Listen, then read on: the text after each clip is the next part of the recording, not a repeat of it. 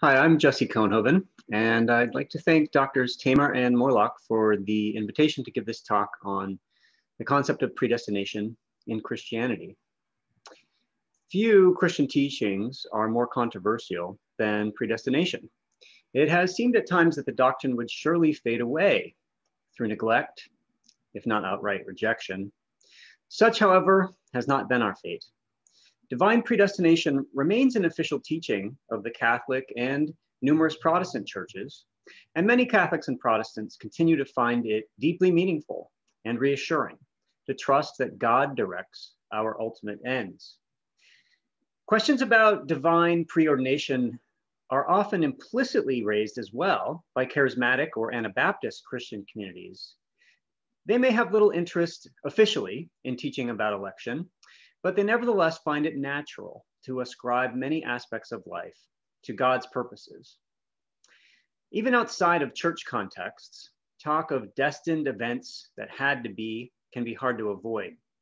Love songs continue to play up romantic ideals of finding the one who completes you or being made for each other. More soberly, in his book on divine providence, David Ferguson quotes a chaplain from World War I, who wrote that, quote, "Almost every soldier in the lines has become an ultra-Calvinist, if not a man of faith, at least a man of fatalism. He believes that he will die only when his number's up." Now, such notions about love and death might seem like mere superstition, but it is worth asking why they are so attractive and, apparently, so natural.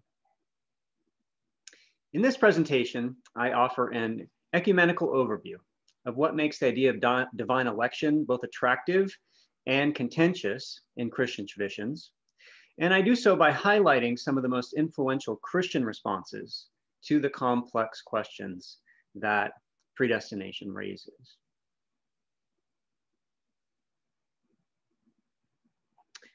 The central idea in any doctrine of predestination is that God has a plan for creation, which God will surely accomplish. The Christian version of this doctrine naturally takes a Trinitarian form. The Father has eternally elected God's people for salvation and providentially ensures that this plan comes to pass through Jesus Christ and the power of the Holy Spirit. This basic idea has been developed in a variety of ways. However, all theories of predestination must deal with two obvious basic questions. First, there is a question regarding human freedom. One that I think is nicely put by this Calvin and Hobbes comic. If the destiny of salvation is one that necessarily comes to pass, what sort of agency does that permit creatures to have? Second, there is a question about divine goodness. If God has decreed salvation, why is the world full of suffering and uncertainty? Moreover, if God elects certain people for salvation, but not others, is that fair? These are significant and complex challenges. So it is no surprise that many Christians, especially the Eastern Orthodox and Radical Reformation churches, have traditionally rejected predestination as a view that causes more problems than it solves. Why then do others cling to it? I will offer two broad reasons here, scriptural and theological. So first, the Bible is naturally interpreted as teaching predestination, both implicitly and explicitly. Christians have perhaps been more inclined than Jews to believe in predestination and also in divine foreknowledge. One reason for this is the fact that these terms are explicitly referenced in the New Testament.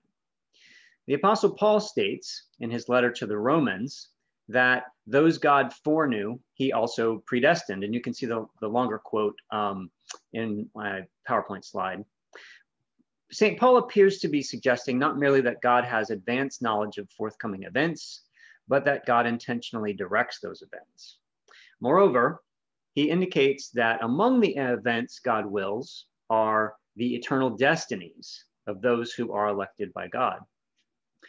St. Augustine and other early proponents of predestination were also deeply influenced by the biblical idea that the God-man, Jesus Christ, is first among those God has chosen to participate in God's own life. Luke indicates in the Acts of the Apostles that Peter and John considered at least some of the central events of Jesus' life ordained by God beforehand. And Peter's first letter echoes and expands on this theme by suggesting that Jesus, quote, was chosen before the creation of the world. And we see this in Ephesians as well. Other important passages, including many texts in the Hebrew Bible, do not specifically mention predestination, but they do make theological claims about the primacy of divine agency that many Christians have thought were best explained by a doctrine of predestination. I put two up on my PowerPoint slide. These are examples of the way that Scripture often speaks of God working things out in accord with the divine plan. Such claims might be taken to refer to a weaker form of divine providence, according to which God does not leave creation alone and is at work in guiding human history, but does so in ways that honor human autonomy. So-called open theists, who consider the future of the world open and uncertain, among other Christians who reject predestination, read these passages in the manner I just mentioned. But for many, it has been natural to develop a stronger idea of divine sovereignty that involves more certain providential direction. Belief in predestination naturally includes a strong belief in divine providence, but it also goes beyond it. And in doing so, it reshapes what it means to trust in providence. Predestination provides a teleological context in which both creation and providence are understood. And a doctrine of predestination affirms that God's overarching salvific plan will surely be attained. As Pope John Paul II wrote, from this perspective, providence is not limited to divine government of natural processes or supporting human moral endeavors, but is also, quote, expressed in the attainment of the ends which correspond to the eternal plan of salvation. Thus, God's overarching providence becomes predestination, God's intent from the beginning to adopt a chosen people, and in particular, to unite the Son with a human nature in the person of Jesus Christ, in whom the world is not only healed from its ills, but also made participants in the divine family. A second point is the theological traction of this idea, which I think has two parts, human and divine. Human believers in predestination gain the assurance that the direction of world history is not finally chaotic, but is in God's hands, and that their prayers for liberation from sin and evil can, in the end, be answered positively. Predestination thus serves for them as a doctrine of hope. In reference to God, belief in predestination has traditionally been thought to express honor and respect. It seems fitting for God to predestine, because a God who creates but lacks power to direct what happens in the world's story might seem less godlike, too much like a gambler or a risk taker. And if a God who cannot predestine seems less great, it is also true that a God who will not predestine might seem less good. Since a God who leaves the world open to whatever comes may not offer the care for creation that one would expect a maker to bestow. My second major section of this paper is titled Philosophical Challenges in the Doctrine of Predestination. The scriptural and theological arguments in favor of predestination may well have carried the day were it not for the conceptual challenges to human freedom and divine goodness that the doctrine also poses. But many have suspected that one cannot accept predestination without becoming a fatalist, or accepting determinism, a view that has found a more favorable reception in Islam than in Christianity. The resulting struggle to accept what is good about predestination while mitigating the bad is clearly on display in the history of Christian attempts to appropriate the biblical and theological ideas just discussed. To illustrate the challenges that have faced Christian proponents of predestination and their strategies for dealing with them, let's briefly consider the very influential doctrines of predestination put forward by Saints Augustine and Anselm. So first, Augustine of Hippo. St. Augustine is sometimes said to have invented the idea of predestination, but given the fact that similar questions about God's plan and God's rule seem to have been debated among Jewish communities at least as far back as the time of Christ, that cannot be right. It is more accurate to say that Augustine was the first philosophical theologian to carefully develop a doctrine of predestination and to make it theologically central. Augustine's meditation on predestination began with St. Paul's interpretation in the book of Romans, chapter 9, of a divine statement made by the prophet Malachi that, quote, Jacob I loved, but Esau I hated. One might think that Malachi is making a statement about divine foreknowledge, saying that God saw that Jacob was the wise choice because God knew how Jacob would behave later in life. Paul, however, seems to take God's love for Jacob and, by extension, all of Israel, as an unmerited gift. Jacob does not earn God's favor. Rather, God bestows it preveniently, destining him to become who he came to be. For Augustine, therefore, predestination includes not only the foreknowledge of what will come to pass, but a divine providence that we could say causes or at least ensures that things come to pass, that the divine plan will be instantiated. So, Augustine wrote, the predestination of the saints is, quote, nothing other than the foreknowledge and the preparation of the benefits of God by which he most certainly sets free whoever are set free. This claim that predestination sets us free might seem counterintuitive to those who think of predestination as a kind of determinism and who think about freedom as tied to having choices. Augustine, however, rejects both of those ideas. For him, the paradigmatic example of predestination is Jesus himself. Augustine understood Jesus' human nature as the definitive example of those about whom Jesus said, quote, you have not chosen me, but I have chosen you. That's in the Gospel of John. Like Jacob, Jesus' human nature was not brought into the family because it was deserving. After all, it was created as part of the God-man well before it could have acted in such a way to merit anything. Moreover, such a great honor, being made part of God's own self, cannot be earned. It can only be bestowed.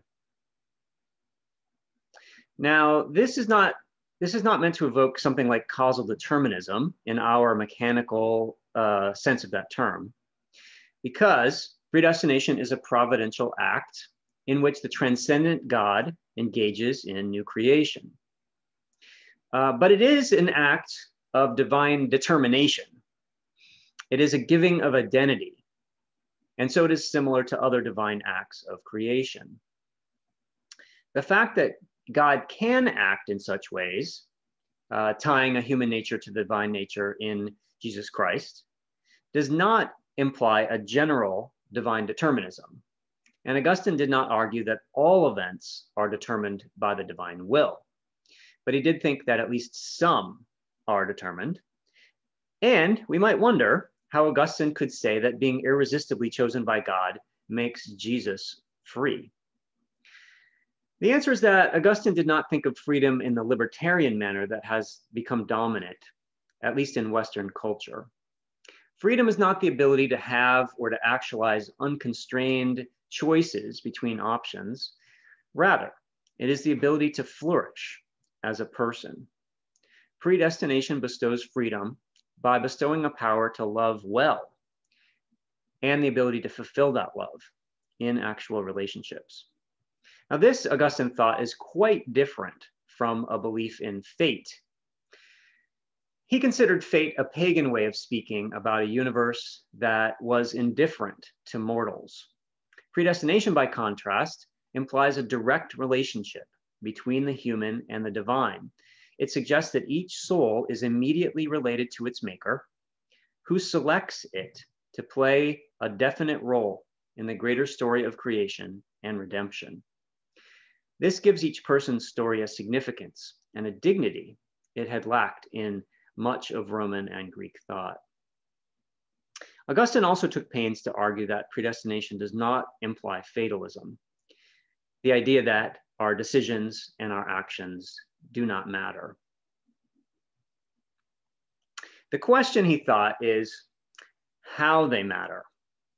To make a long story short, Augustine had what analytic philosophers call a compatibilist conception of free will and of accountability, which he considered compatible with divine determinations, such as predestination.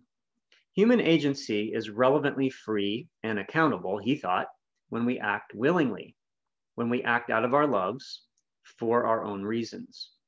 There are times when we have no choice. For instance, when we are so strongly attracted to a person that we cannot help but love them. When God turns a heart towards true love, as famously happened in the conversion story of St. Paul, the recipient of God's love cannot demur.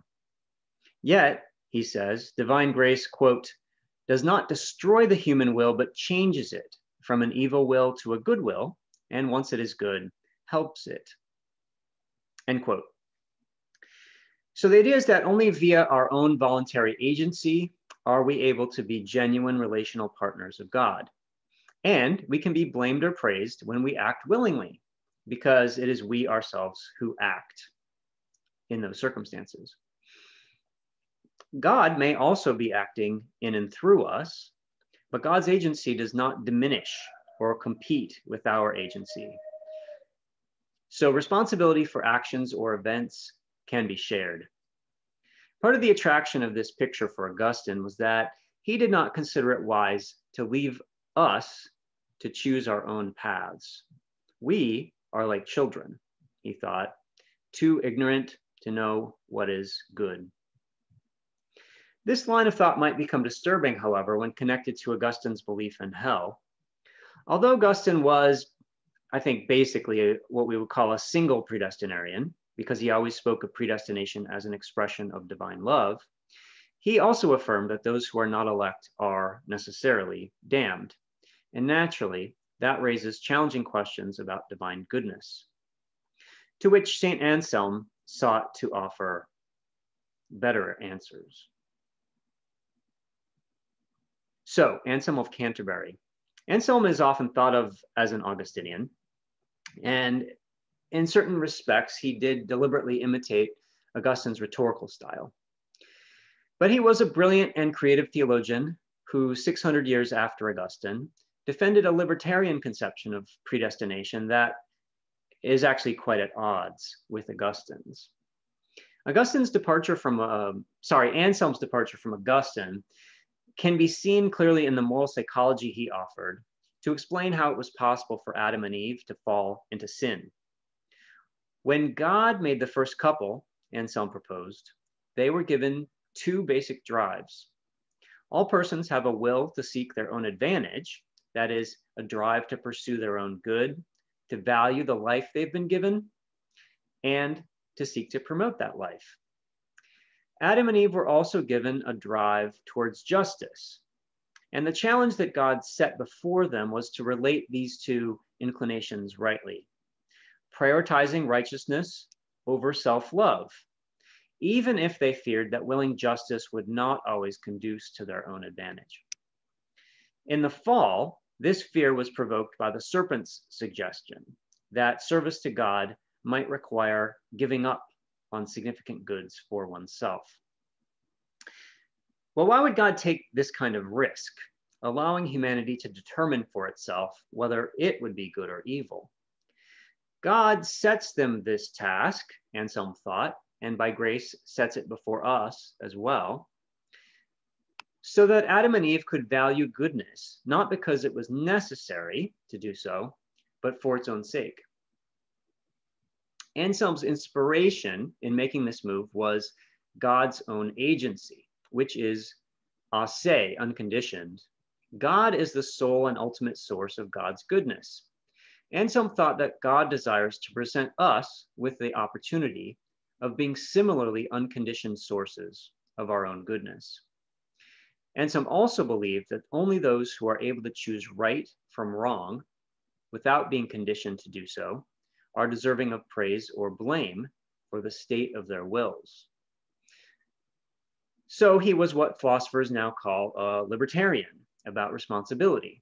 He believed that persons are only responsible for what they choose without necessity. This view of creaturely agency made it impossible for him to share Augustine's perspective on predestination. If God's plan is for us to independently determine the direction of our own stories, God does not elect persons for specific roles in the story of creation ahead of time. At crucial points in our lives, it is not God who directs our paths, but we alone. According to Anselm's libertarian view, our voices must be independent if we are to be genuine conversation partners with God. God does give grace, but that grace takes the form of strengthening our love for justice, and that in turn helps us achieve enough balance in our motivations that it is once again possible for us to choose for ourselves how we will order our lives. From Augustine's point of view, this does not set Anselm up for much of a doctrine of predestination. Anselm was unwilling to give up on the biblical terminology, though, so he laid claim to a different approach to predestination, one that also would have an illustrious and influential history. Anselm understood divine predestination as the causal activity of God that is based on divine foreknowledge and is responsive to human choices. Since God eternally foreknows our choices, God takes them into account ahead of time, planning around them, in order to responsibly order the world to divine ends. Now, this view, I think, clearly avoids determinism, since God permits but does not will evil. God may foreknow human sin, but because God values our free choice to love the good for its own sake, or not to, God does not interfere. This claim, Anselm thought, does not denigrate divine power, but rather speaks of a divine self-limiting that makes genuine creaturely agency possible. Anselm recognized the import of divine providence and of prevenient grace. But he suggested that God restricts God's power to make room for others. This made it possible for Anselm to fully endorse what we now call the free will defense in response to the problem of evil, in a way that Augustine, I think, at least in his mature works, could not. Anselm's view also created some puzzles. His commitment to divine foreknowledge, which sets what we will do from all eternity, made it challenging to clarify what sort of choices creatures actually have. Also, unlike Origen, who had believed that God would never give up on bringing lost sheep back into the fold, Anselm endorsed the view held by most Western and Eastern Christians that many or most humans end up in hell. This continued to raise questions about divine goodness. Finally, it's worth noting that many libertarians have given up on predestination, and it is fair to ask whether Anselm's appropriation of that term is entirely convincing. My third section is titled Later Developments in the Doctrine of Predestination. So the ensuing history of the doctrine saw varied attempts to balance and develop the two general approaches that I've just outlined as Augustine's and Anselm's. Versions of Augustine's approach, especially as interpreted by Thomas Aquinas and John Calvin, who I think had very similar views, were controversial, but also consistently influential in the West. And family relations of Anselm's view were dominant in the East and became increasingly influential in the early modern and modern West as well. Intentionally or not, both Augustine and Anselm had left aspects of their views open-ended. Augustine's view left open the obvious question about God's attitude toward those who are not elect. This issue most famously came to a head in the Reformation, when Martin Luther and Calvin explicitly endorsed double predestination, claiming that they were simply articulating the logic of Augustine's view. The fact that they both also endorsed divine determinism has been seen as a cause for concern by many Christians, but I think it's a mistake to simply reject them as outliers. The Reformers were part of a long line of attempts to develop Augustine's thought in the direction of what seemed a more consistent understanding of human dependence on divine grace. So starting in the 400s with the Pelagian controversies of Augustine's own day, there were numerous controversies about grace and free will in the West. These included what became a famous argument in the middle 800s between Gottschalk of Orbay in France and John Scotus Erigena. The former proposed that God predestines some to heaven and some to hell, and thus became the first major figure to explicitly defend double predestination. Erigena, a forerunner of Anselm, contended instead that predestination is divine foresight of what human beings will choose, plus a divine grace that does not dispose human wills, but rather empowers autonomy. In the end, Gottschalk was imprisoned and Erigena's work was condemned, which suggested that both of them had gone too far. In the 1200s, Aquinas defended Augustine's compatibilism, but not, I would note, double predestination, and was attacked for it by libertarians such as John Duns Scotus and William of Ockham. These latter figures believed that human choices are significantly free only if they were undetermined by divine action, but they also disagreed about the nature and implications of divine foreknowledge. That debate continues today, because foreknowledge seems to make it necessary that a person act in a particular way. And so some Christian libertarians, especially in recent years, have rejected divine foreknowledge as incompatible with creaturely freedom. Partly in response to the Council of Trent, which ended in 1563, and which rejected a number of claims about grace ascribed to Protestants, the orders of Jesuits and Dominicans had a heated controversy in the late 1500s over whether, if Jesus's death were predestined, Jesus was also free in his actions, and particularly in the sacrifice of his death, and also whether he was deserving of merit. The Jesuit Luis Molina controversially argued that God has, quote, middle knowledge that provides certainty about what creatures will do, but without removing their libertarian freedom. We could talk about that more if people are interested. That's a pretty complex and, as I say, controversial concept. In response to these controversies in 1607, Pope Paul V ruled that no further treatises could be published on this topic, and stated that the Vatican would eventually resolve this matter.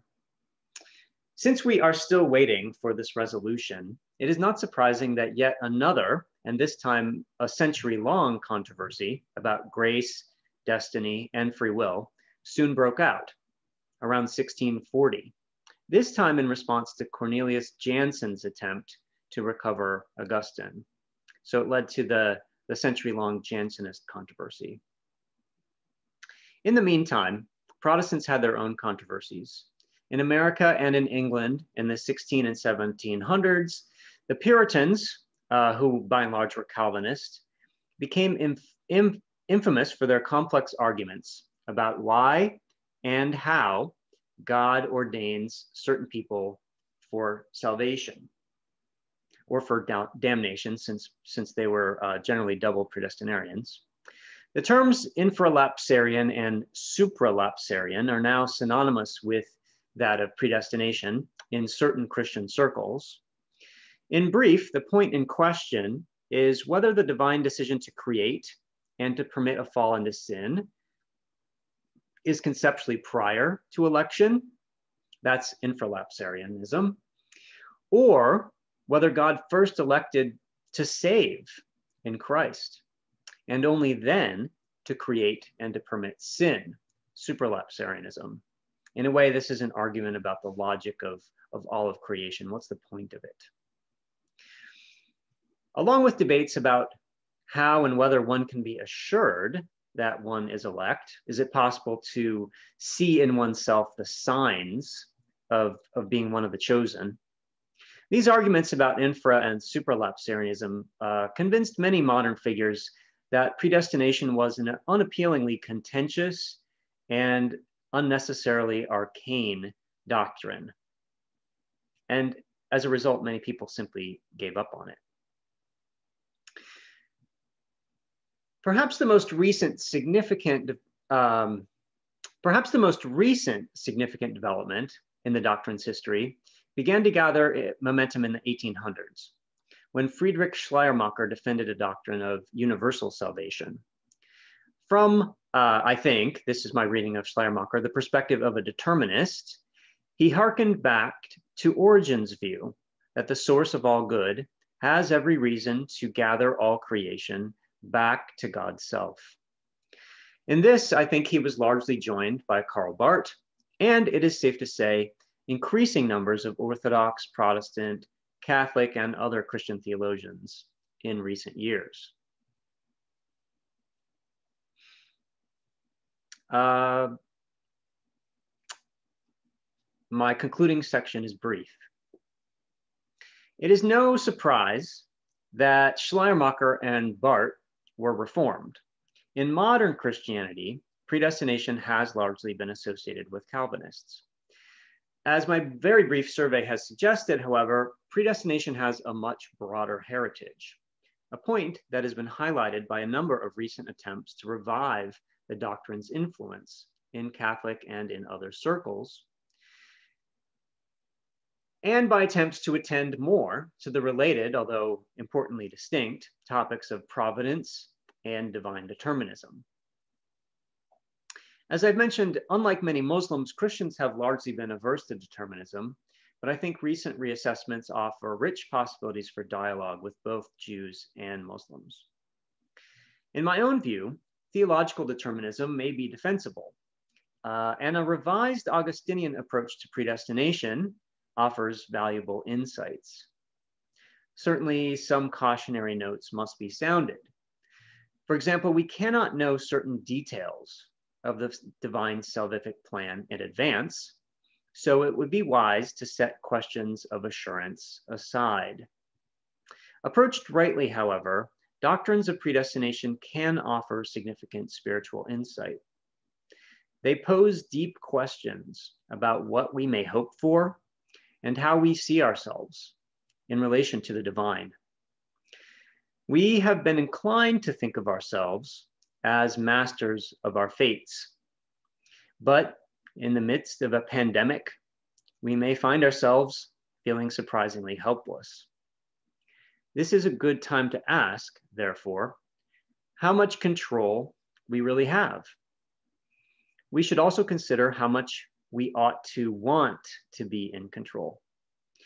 Implicit in the idea of predestination is a hypothesis that is worth pondering. Perhaps it would be better if we are not the ultimate authors of the world's story, but are instead under the direction of one who is wiser and more loving.